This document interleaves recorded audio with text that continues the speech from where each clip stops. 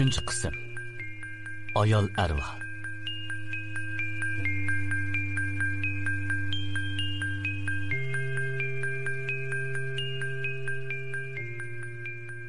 Men darhol orqa tarafga qaradim. Orqa tarafimdagi aynakning ichida ko'zlari chirib ketgan, chiroyi badbashir bir ayol olvosda turardi. Boyamqi o'tni mushu olvosda yoqqan bo'lib, o'ng qo'lidagi ko'rsatkich barmog'ida texchi o't kuyib-yotadi. Bundaq och arvohlarga taqabul turish, qonxo'r murdalarga taqabul turganga o'xshashlar qiyin edi. Garchi ular qonxo'r murdalardek kuchli bo'lmasa-mu, lekin ularning qachon qayerda paydo bo'ladiganligini belgili bo'lmag'achqa taqabul turmoq tas edi. Men Yanxiga qardim. Yanxi bo'lsa qo'rqindan qetibla qolgan edi. Men ahvolning xatarlik ekanligini bilib, yanchug'imdan bir tutam seri qog'ozni ilib, uningga afsun o'qib, eliqi olvosga qartib otdim.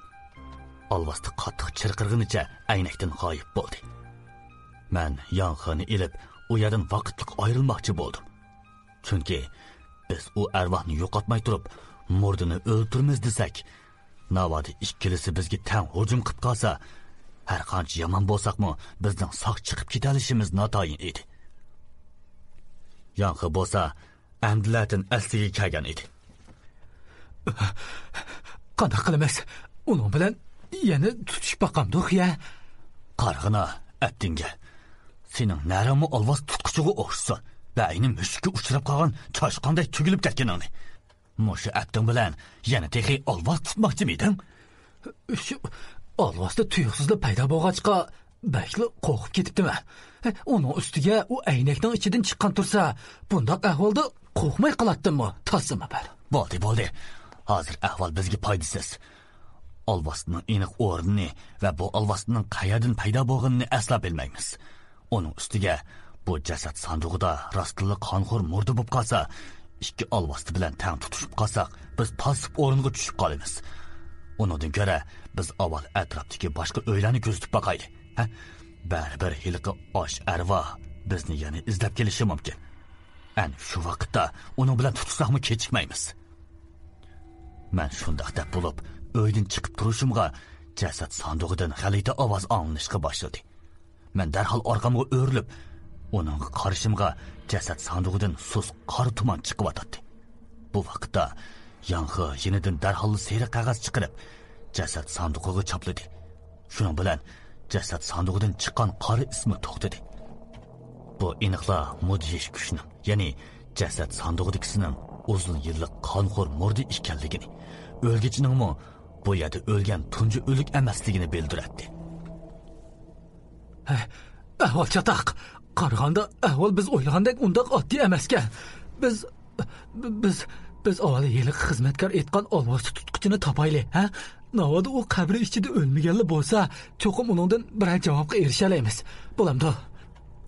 Men o'ylab ko'rib, haqiqatanmi uning gapining asosi borligini his qildim. Deganing-ku haqiqatanmi to'g'ri.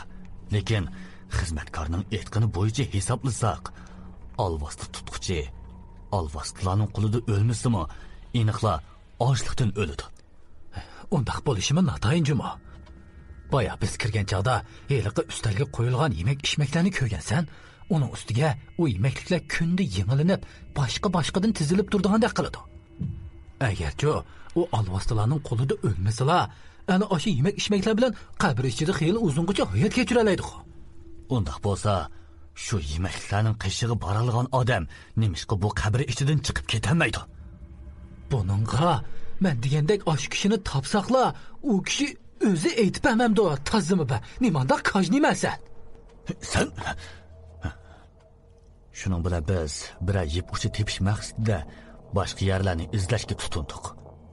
Jabduqlarni bo'lsa, Yanxi ko'tirib maqdi. Biz qarshi tarafdagi kichikroq uyning oldiga keldik. Bu uyning ichiga kiray deb tursam, bir ayol kishining meni chaqirgan ovozi anglandi. Men atrofimni qardim. Hech kim yo'q.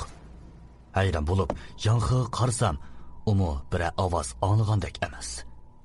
Yanxi, sen bir ayol kishining chaqirgan ovozini angladingmi?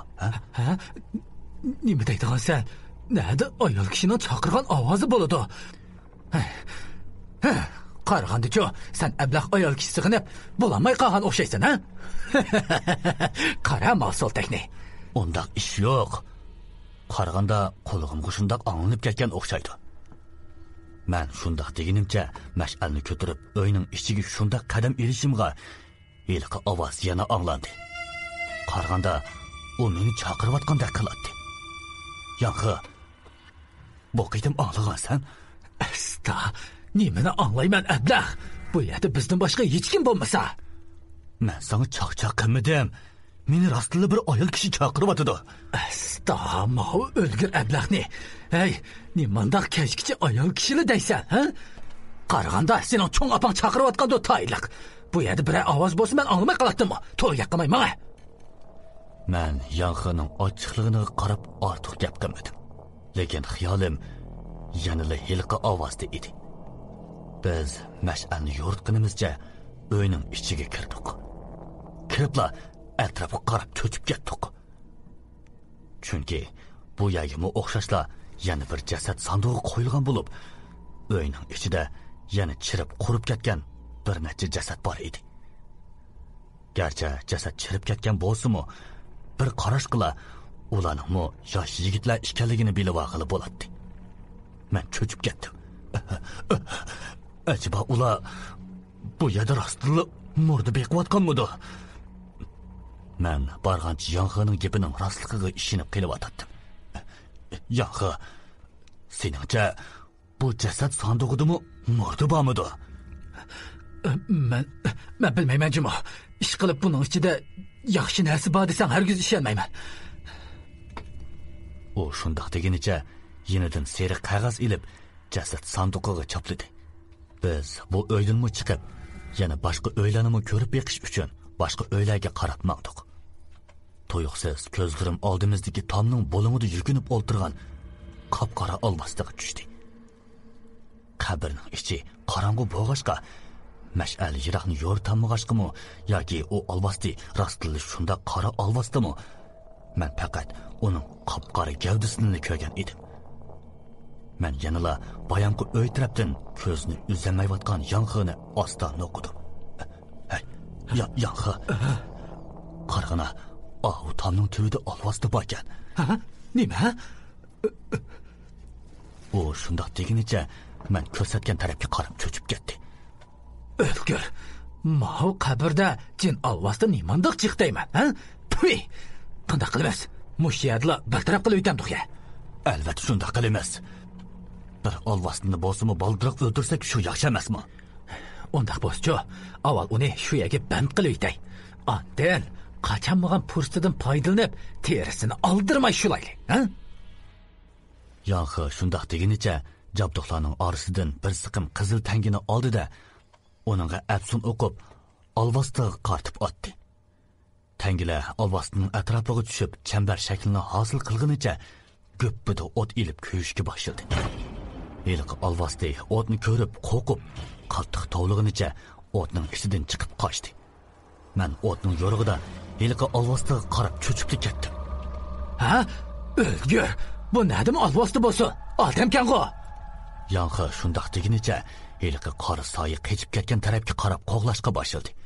Mening ko'rganimmi haqiqatan men boshda aytgan qora olvosda bo'lmasdan qora kiyim kiygan, sochlari chuvilgan, yirtilgan kiyim-kechaklariga qaraganda bu yerda xeli japotatqonligi chiqib turadigan bir odam edi. Men darhol esimga kelganimcha Yangi qo'g'lab ketgan tarafga qarab, ilqi odamni qo'g'lab yugurmoqchi bo'lib, qadamlarimni yo'tkay deyishimga putlarim go'yo o'zimning emasdek midirlabni qo'ymadi. Bu mening olvosning sehriga uchirganligimni bildiradi. Men o'zimning xatarga yo'liqqanligimni bilib, Yangini qattiq tovladim. Yangi, meni qutqizib ol! Bu vaqtda tuyuqsiz muzdek bir sovuq qo'l asta bo'ynimga cho'kashdi.